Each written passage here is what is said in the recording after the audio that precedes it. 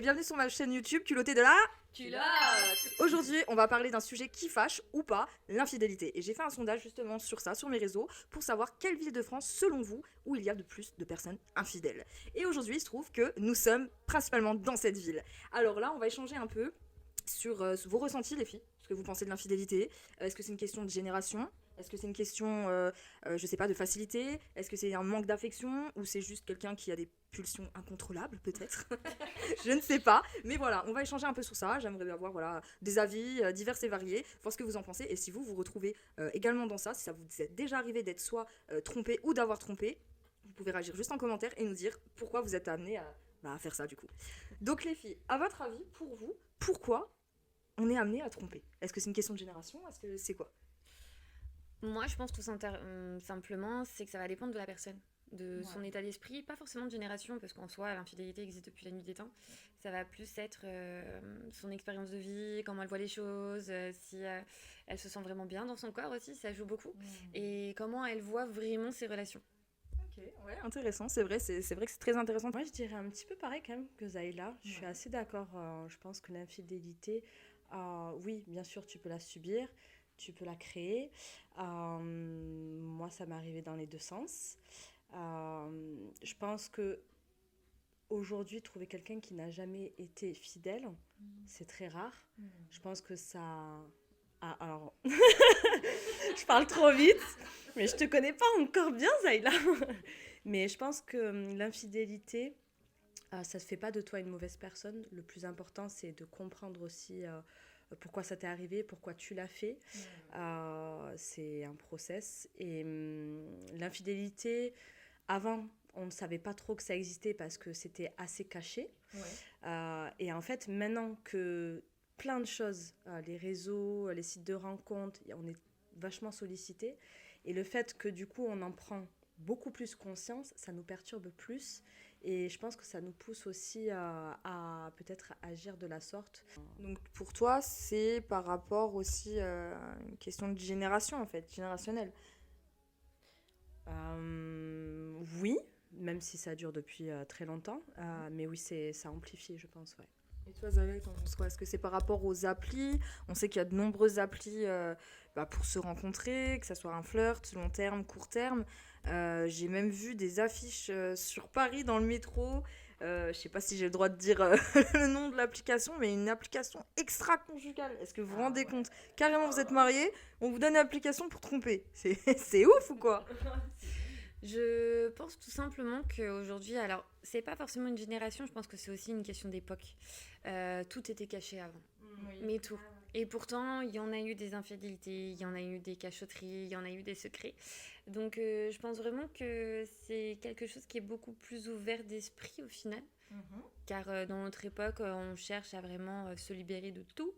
Donc je pense que c'est plus l'époque qui fait qu'il y a moins de secrets. Plus de choses sont assumées. Après, maintenant, ça reste aussi, sur certaines personnes, une question d'éducation, une question de vraiment d'acceptation de soi, de comment je suis, de pourquoi je fais ça, etc. Donc, je pense qu'il y a beaucoup de choses aussi qui s'entremêlent. Moi, je dirais, il y a un truc que je vais peut-être rebondir, c'est sur l'éducation. Moi, je trouve que... Alors, ça veut pas peut-être dire la même chose pour tout le monde, mais déjà, quand on a un socle familial assez... stable. Moi, par exemple, mes parents, ils sont toujours ensemble. Je ne sais pas s'il y a eu tromperie. En tout cas, je n'ai jamais entendu ça. Mais c'est vrai que ça peut être aussi une bonne base pour l'enfant, pouvoir voir ses parents épanouis. C'est pas facile tous les jours, mais qui se battent en fait et qui font grandir la relation et la faire vieillir. Et c'est vrai que ça permet peut-être aujourd'hui, où c'est difficile de concevoir une relation sur du long terme, à vie, ça peut créer un petit espoir. Ça me permet de me dire, j'y crois encore à construire une relation dans le temps. Il faut s'accrocher, mais c'est pas impossible. Donc je dirais que l'éducation, ça peut aider. En tout cas. Moi, je pense que l'infidélité, ça vient beaucoup, je vous rejoins aussi avec la facilité des réseaux. Demain, vous voulez être infidèle, vous allez sur une appli ou peu importe, c'est plus facile que dans le temps, c'est moins caché. Maintenant, limite, c'est dans les mœurs, c'est sur beaucoup d'applis de rencontres. Moi, je suis pas sur les applis, mais des amis qui y sont. et j'ai vu qu'en fait, dans les critères de sélection, c'était écrit fidèle. Mais est-ce que fidèle est un critère, les gars? C'est pas un critère, en fait, je sais pas. Est-ce que vous avez déjà trompé ou est-ce qu'on vous a déjà trompé? Zayla, elle rigole, hein? Ah oui, parce que moi, au niveau de mes expériences, j'ai plusieurs choses qui me sont arrivées. J'ai une relation de 11 ans où il y a eu une tromperie pendant plusieurs mois. Même si je fermais les yeux, je faisais style de rien, je le savais. Parce que justement, moi, il fallait que je me reconstruise déjà, moi, à l'intérieur de moi, et aussi professionnellement, parce que j'étais dans une phase où je voyais tout. Puis tu vois tout de suite le comportement, hein. La paranoïa, le téléphone, les cachotteries, l'odeur, les cadeaux, ouais, franchement, je voyais tout, mais tu sais, genre, en plus, je faisais exprès de poser des questions niaises. Ah, c'est bizarre, t'avais pas ça hier? Ah, bah, ça vient d'où? Mais que des trucs comme ça. Et au final, une fois que j'ai réussi à avoir mon diplôme, mon statut professionnel, etc., je lui ai juste dit, maintenant tu vas me dire comment elle s'appelle. Après 11 ans de relation. Donc ouais, j'ai eu cette anecdote-là. Aujourd'hui, bon, j'en suis guérie. Je lui souhaite tout le bonheur du monde. En plus, maintenant, il est papa. Donc franchement, moi, c'est résolu. Ça a été mon premier amour, d'ailleurs. J'ai une autre anecdote, alors là ça va être un sujet tabou si les personnes tombent dessus, merci. Je sais pas si on peut vraiment parler de tromperie de ma part parce que je suis quelqu'un qui a toujours été droite. Par contre, effectivement, tu peux avoir des attirances envers des personnes. Maintenant, il y a tromperie aussi au niveau amicalement. Donc c'est pour ça que je me dis, ça dépend des personnes. Moi, pour moi, je n'ai pas trompé, j'ai toujours été fidèle pour moi et en même temps, avec mes expériences, je ne pensais pas à mal. Attends, je te coupe. Tromperie amicalement, c'est-à-dire que t'étais en couple et tu l'as trompé avec un pote à toi? Ou inversement? En gros, c'est... comment dire ça? En gros, j'ai une amie de très longue date qui est sortie avec un garçon quand on était adolescente. On s'est recroisés plus de je ne sais combien d'années plus tard. Elle le réinvite, entre guillemets, en soirée. Moi, ça faisait très longtemps que je ne l'avais pas vu non plus. Donc, effectivement, le fait qu'elle est en train de construire sa vie avec quelqu'un et qu'elle invite son ex, pour moi, t'es amie. Voilà, surtout quand on sort, quand on est adolescent, enfin, au bout d'un moment, voilà. Bien que je peux comprendre le contexte relationnel, etc. J'ai rien vu de mal, moi, au début, par rapport à tout ça. Pour moi, c'était juste amical. Je voyais pas les codes. Après 11 ans de relation, on voit pas les codes. En plus, j'ai des œillères, alors moi, faut pas compter sur moi sur ça, hein. S'il y a des gens qui essayent de me draguer, franchement, je capte pas, encore aujourd'hui. Et au final, j'ai vu que de son côté, il y avait un comportement qui, moi, je ne connaissais pas. Donc ça va être tout ce qui est au niveau séduction, drague, etc. Moi, je capte pas, je comprends pas au début. Donc je voyais pas mal. Les mois passent, par respect, rien, etc. Parce que je sais qu'elle est très sensible par rapport à ça. Et au final, au bout de je ne sais combien de mois, ça a craqué. Voilà. Donc pour moi, je n'ai rien fait de mal. Je n'avais pas tout le contexte du monsieur qui était en face de moi. Donc, lui a été infidèle, mais pas moi. Ah, ça pique, hein? Ah oui, c'est culotté de la culotte, tout ça. Ah oui. Donc, moi, ça veut dire que j'étais infidèle au niveau de mon amitié. Ouais. Pour d'autres personnes. Pour moi, non, mais pour d'autres personnes, voilà. Aujourd'hui, j'en suis guérie, etc. Par contre, lui, il a été infidèle. Ouais. Pour le coup. Donc, en fait, ça se passe à l'intérieur, quoi. Ta propre manière de voir la surtout, personne, de ressentir les choses. Surtout quand t'apprends que monsieur est en train de se séparer et qu'au final il est toujours en couple. Ah, mais qui est si tu passes par là, petit coquin. Voilà, bon après on s'est expliqué, il était en fin de relation, c'était compliqué, c'était toxique, etc. Mais par contre il n'y a pas eu de transparence et puis au final mon ami a appris aussi quelques mois après... par le fait que là, moi, on m'a été infidèle par mon meilleur ami qui a balancé la bombe à cette copine. Ah non, mais elle est partie loin, cette histoire. Incroyable. Et qu'au final, j'apprends que mon ancien meilleur ami était amoureux de moi. Et pareil, j'ai pas capté, moi je capte rien. Donc voilà, salut, bonjour. Ouais. Et toi, Tat, est-ce que tu as une petite anecdote aussi à nous raconter? Oui, alors l'anecdote c'était, je crois, j'en ai deux. Mais je vais raconter celle qui m'a le plus marquée. Alors, j'étais avec un mec, ça faisait... allez, il y a eu 1 an de bonheur. Bah, tu le connais, toi. Ouais. Il y a eu 1 an de bonheur. Et en fait, petit à petit, j'ai eu des doutes, une intuition, vous savez, ce 6e sens qu'on a, mais pas de preuves. Et en fait, c'est son meilleur pote qui me l'a dit. Surprise! Sympa. Ça pensait quelque chose. Ouais, voilà. En fait, lui, il m'avait dit qu'en gros, en fait, il commençait à me mentir. Moi, il me mentait sur où est-ce qu'il allait, etc. et tout. Et puis après, il y a des petites choses, des petits détails sur des photos, des vidéos, et que tu dis, mais comme si tu sens une présence que tu connais pas à côté de lui, tu dis, c'est bizarre. Et en fait, il s'avère que j'avais bien vu cette personne, mais c'est une histoire de ouf, les meufs. Hein. Je vous dis pas ce que j'ai fait pour savoir la vérité. Donc en fait, j'ai deviné qui c'était. Ouais. Donc cette nana, en fait, je suis allée voir son nom de famille sur l'annuaire, les gars. Et du coup, attendez, mais du coup, non mais vraiment. Et du coup, en fait, j'ai débarqué chez elle, c'était le soir, avec mes copines.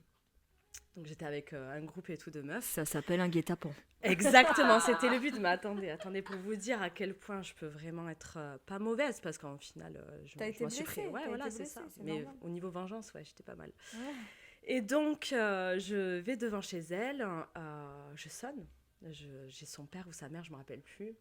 Et intelligente gémeaux que je suis, je dis oui, j'ai des affaires à récupérer, votre fille, je dois la voir et tout. Elle habitait chez ses parents. Malin. Donc la fille, elle descend et elle me voit, elle fait « Ah !» Et je dis bon, je pense que tu sais pourquoi je suis là. Elle me dit oui et non. Je dis comment ça? Je dis t'inquiète, moi je suis pas là pour foutre la merde, mais je veux savoir la vérité entre femmes et tout. Je sais pas ce qui se passe avec mon mec, mais j'aimerais que tu sois honnête et transparente. Et franchement, je suis tombée sur une bonne personne parce qu'elle m'a tout expliqué. Et en fait, ouais, il racontait comme qu'on n'était plus ensemble. What? Et il a dragué, il a voyé, ils se sont embrassés, donc ils n'ont pas couché ensemble. Après, on ne sait pas, hein, mais voilà. Et du coup, elle m'a montré toutes les conversations. Je lui ai demandé de me montrer les conversations. Elle était honnête, c'est bien. Là, les meufs, vous savez ce que j'ai fait? Non. J'ai appelé mon mec. Wow. Et je lui ai dit, non mais je lui ai pas dit où est-ce que j'étais, avec qui j'étais. Je lui ai dit, écoute, il faut qu'on me parle. On se rejoint, c'était le parking de l'Oméga, c'est à Sainte-Marie, en face de la mer. Et là, j'ai ramené d'autres potes à moi pour lui foutre la honte, en fait. Wow. Ouais, j'étais, ah ouais. Accrochez-vous. J'avoue, il faut s'accrocher. Non mais après, je donne tout en amour, hein, mais par contre, tu me fous une crasse, je suis horrible. Bah oui. Et du coup, il est arrivé, il a vu tout le monde et il a vu la fameuse... Putain, je sais plus comment tu t'appelles, je suis désolée si jamais tu me vois. Je sais plus comment elle s'appelle. Du coup, il débarque et là, je lui explique tout. Wow. Et, ah ouais, non mais il était là, il était sur le cul. Culotté de la culotte. Ouais, pour le coup. Et puis voilà, et puis comme une con, hein, au bout d'1 mois, je suis revenue. Il m'a promis qu'il me... Mon Dieu, merveille. Ouais, voilà, qu'il voulait me présenter sa famille et tout, parce que religieusement parlant, c'était pas évident. D'accord.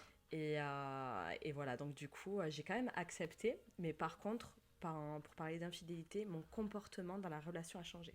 Je suis devenue jalouse, alors que je peux être jalouse, mais ça va quoi. J'ai assez confiance en moi, je suis devenue jalouse, je suis devenue... En possessive. Possessive, je lui parlais des fois mal, et en fait, j'ai été mauvaise aussi. Après, tu vois, avec du recul, j'ai compris que l'infidélité, si tu l'acceptes, faut vraiment l'accepter en fait. Donc moi j'ai appris que je pouvais pas l'accepter. Du coup, voilà. Donc peut-être qu'aujourd'hui je suis une autre femme, j'ai évolué, je pourrais peut-être voir les choses autrement, mais jeune comme ça, une relation de 1 an, impossible. Et je l'ai trompé par vengeance et je l'ai gardé pour moi. Voilà. Ne refaites pas ça.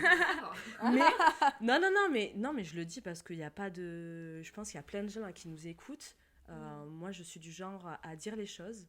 Je pense qu'il y a plein de gens là qui se reconnaissent et qui disent « Ah putain, enfin quelqu'un qui dit la vérité, moi je vais pas me cacher, je m'en fous. » Par contre, pour les gens qui l'ont déjà fait, je pense qu'ils le savent, c'est pas bon. C'est pas bon en fait de se venger, ça va pas t'aider. Non. Donc je sais qu'aujourd'hui, tu vois, il faut parler. En fait, il faut parler. Il faut communiquer. Et même si ça fait peur, même si tu as peur de perdre la personne, il faut que tu restes vrai sur, comme tu disais, quand tu as une attirance, si tu vois que ça revient toujours, que la personne elle fait partie de ton entourage, que c'est compliqué, il faut communiquer. Il faut prendre des décisions, il faut prendre des distances, mais il faut communiquer. Après, à voir si la personne en face s'accroche et entendre ça. Mais moi, je sais qu'aujourd'hui, je communiquerai. Parce que ça sert à rien de mentir. Ça sert à rien de se venger. Voilà. Les filles, vous avez des superbes histoires, hein, dis donc, on s'ennuie pas. En tout cas, attention aux vengeances de Tatiana. Hein. C'était avant. Vous, les filles, vous avez retenu une belle leçon. Et ce que tu as dit aussi, Zahila, c'est très bien. Et comme toi, Tat, ça sert à rien finalement de se venger. Après, ça dépend de l'âge. Voilà, des fois, il y en a qui passent par là, qui se disent, bah moi, je ne veux plus soit tromper ou je ne veux plus être trompée. Et bah maintenant, c'est ciao. Mais t'as des personnes, c'est plus fort qu'elles en fait. T'as des personnes, c'est par pulsion. T'as des personnes. Moi, là, c'est vraiment la question que je vais vous poser, les filles aussi, c'est pourquoi l'homme ou la femme en vient à tromper. Pourquoi on trompe? Pourquoi? Je pense que ce sujet est hyper large. Vraiment hyper large. Tu as des personnes qui adorent ça. Quand bien même elle est rangée, elle est avec une super personne, elle a tout pour elle, que ce soit amis, famille, tout ce qui est matériel, etc. Si la personne adore ça, elle le fera.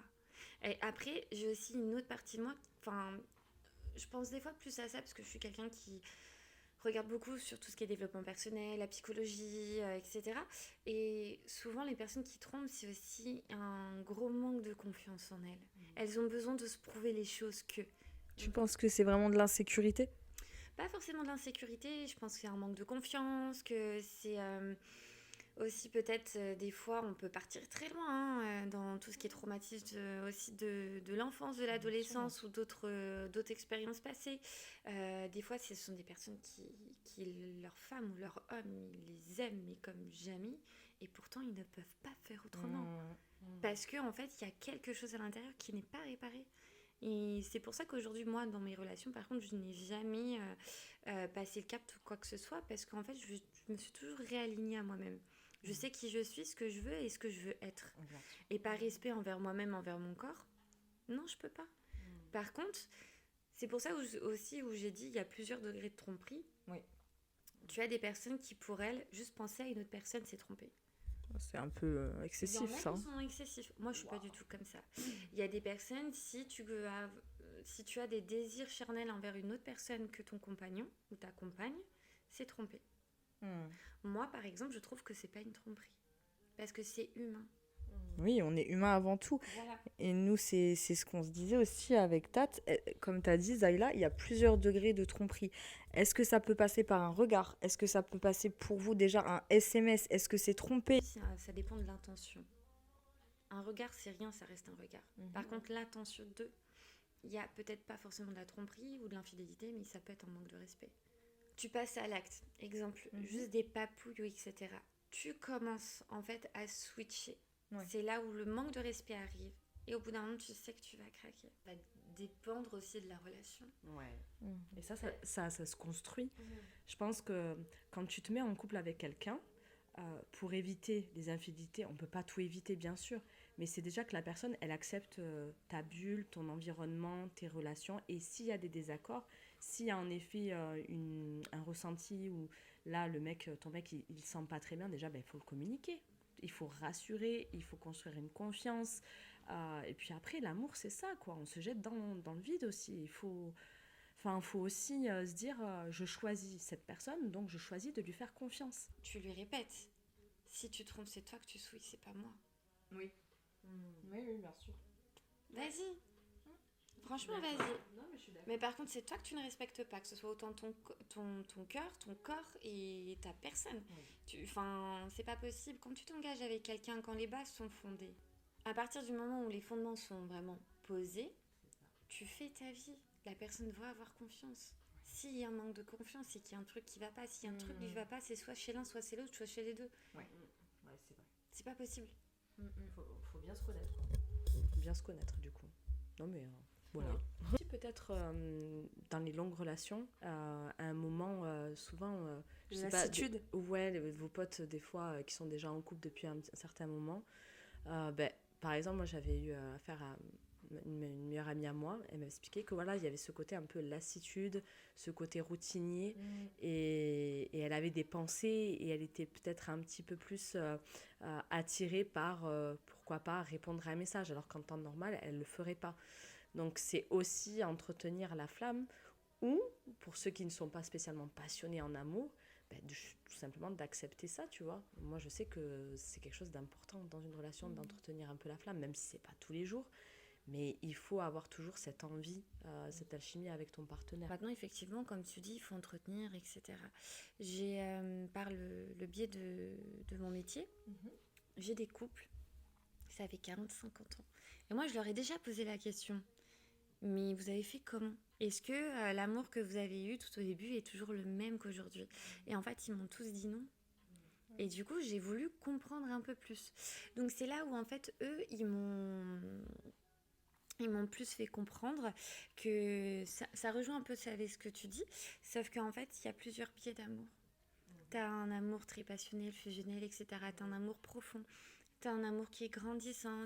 En fait, quand tu veux faire une relation, donc moi, c'est ce qui s'était passé aussi pour moi dans ma relation de 11 ans. Après, il s'est passé ce qui s'est passé. C'est qu'en fait, on a grandi ensemble. Déjà, nous, on s'est mis en couple, on avait 15 ans. On a grandi ensemble, donc on sait ce que c'est, on a l'expérience d'eux. Et je pense qu'en fait, quand tu regardes même les personnes qui sont en couple depuis 40 ans, ça doit être aussi la même chose, ça reste humain. Où en fait, tu grandis avec la personne, il faut accepter que tous les jours, la personne qui est en face de toi, où tu es tombé amoureux, va changer. Comme toi, tu vas changer. Et en fait, c'est ça. C'est ça qu'il faut vraiment accepter dans une relation longue. Et c'est ça, du coup, qui amène peut-être aux infidélités. De ne pas accepter le changement chez l'autre, ou on se change soi-même, donc on va tromper parce que du coup on n'est plus en phase avec l'autre. Et après il y a plein de facteurs, les enfants, la maison, enfin il y a plein de choses, voilà, qui vont compliquer finalement certaines décisions qui sont simplement à prendre, difficiles, ok, à vivre, le chagrin, etc. Pourquoi on vous a trompé? Est-ce que vous êtes déjà posé cette question aussi? Le pourquoi? Bien sûr. T'as eu la réponse à ta question? Pas par la personne en question. Je pense que lui-même était perdu. En fait, c'est exactement ce que Tatiana a dit. C'est tout simplement, il était plus en phase avec lui-même. Il était complètement perdu, il se perdait dans tout, dans le professionnel, dans les amitiés, dans sa famille, etc. Il n'arrivait plus à rien, et je pense que ça a été son élément de secours, entre guillemets, malheureusement, même s'il y a des pots cassés, même si la relation, c'était un échappatoire. Je pense, ouais. Et je pense aussi, c'est quand on est autant plus en phase avec nous-mêmes, et aussi parce qu'en fait, il y a quelque chose qui n'est pas guéri à l'intérieur, ça revient toujours au même point. Quand il y a des blessures, quand il y a des traumatismes, quand il y a eu... Après, attention, quand je parle de traumatisme, il y en a un traumatisme, c'était quand j'ai 3 ans et que ma glace est tombée par terre, ça reste un traumatisme. Donc le degré est à chacun. Hein. Mais en fait, ça dépend de chaque humain, de comment il va avoir confiance en lui et comment en fait il va grandir avec cette confiance ou pas. Puis même moi, je me pose la question, pourquoi moi j'ai été trompée? Oui, c'est vrai que c'est important. Hein. Qu'est-ce qui fait que moi, en tant que personne, alors que j'étais quelqu'un de droite, j'étais respectueuse, j'étais vraiment fidèle à moi-même, pourquoi? Tout simplement, je pense que moi aussi, j'avais des choses à guérir. Ouais, c'est beau ce que tu dis. Hein. Tu vas me faire pleurer. Hein. Mais non, parce que j'ai pris beaucoup plus conscience qu'il fallait vraiment avoir confiance en soi. Ouais, c'est une belle leçon, ouais, bravo. Merci Zahila en tout cas. Et on va annoncer du coup quelle ville de France où il y a eu le plus de personnes infidèles avec 13,2%. Vous pouvez retrouver ces chiffres sur différents médias français très connus. Donc j'ai rien inventé et c'est... Bordeaux. Donc si t'as un crush à Bordeaux, grave. Allez, venez. Venez, mais si t'as un crush à Bordeaux, meuf ou mec, en fait, fais attention. Voilà. Donc tu peux liker, commenter la vidéo, ça me fera super plaisir. Et puis si tu t'es retrouvé dedans ou si t'as envie d'échanger ou si t'as des questions, et ben on sera ravis de faire une vidéo sur un autre sujet. Ouais, voilà. Bye bye. Ciao.